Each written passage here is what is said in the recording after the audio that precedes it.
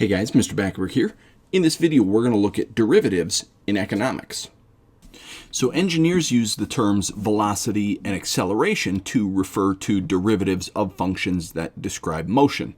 Economists also have specialized vocabulary for rates of change and derivatives.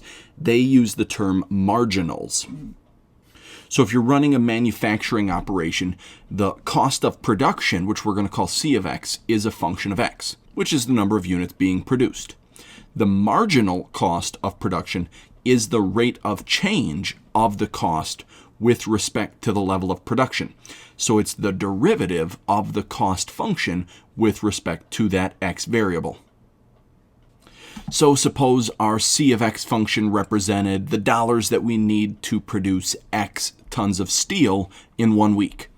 It's going to cost more to produce x plus h tons per week, and that cost difference divided by that h value is the average cost of producing each additional ton. So this change in our cost, so C of x plus h minus C of x, all being divided by h, that's essentially a difference quotient.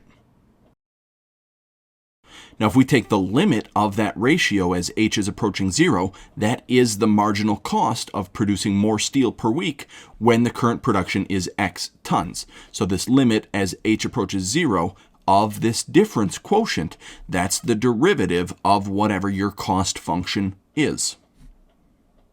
Now, sometimes the marginal costs of production can be loosely defined to be the extra cost of producing one more unit, so using an h value of 1 in there. And that's approximated by the value of dc dx at x. Now, this approximation is acceptable if the slope of your cost function c does not change quickly or rapidly near that x value, because then the difference quotient is really close to its limit, dc dx, even if that delta x value is 1.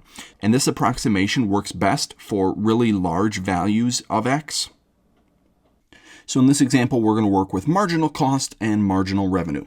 So suppose it costs C of x equals x cubed minus 6x squared plus 15x dollars to produce x radiators when you're producing somewhere between 8 and 10. And then the function r of x equals x cubed minus 3x squared plus 12x gives you the dollar revenue from selling x radiators. So your shop currently produces 10 radiators in a day. We want to find the marginal cost and the marginal revenue. So if we want to find the marginal cost, what that means we're going to be doing is differentiating our cost function. So using the power rule there, this is going to turn into 3x squared minus 12x plus 15. So that's the derivative of your cost function.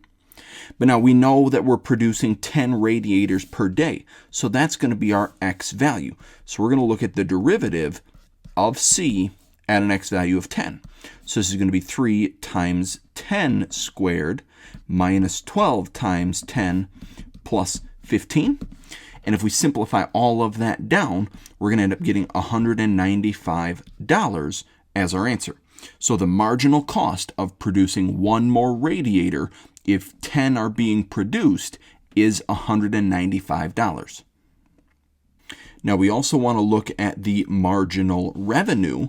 So if we differentiate our revenue function using the power rule, that's going to be 3x squared minus 6x plus 12. But again, we know that we're currently producing 10 radiators, so that's going to be our x value that we're plugging in. So we're looking at the derivative of the revenue, knowing that we're producing 10 radiators. So this is going to be 3 times 10 squared minus 6 times 10 plus 12. And if we simplify all of that down, we end up getting $252. So that marginal revenue, if we produce one more radiator, is $252. That's going to be it for this video. Thanks for watching.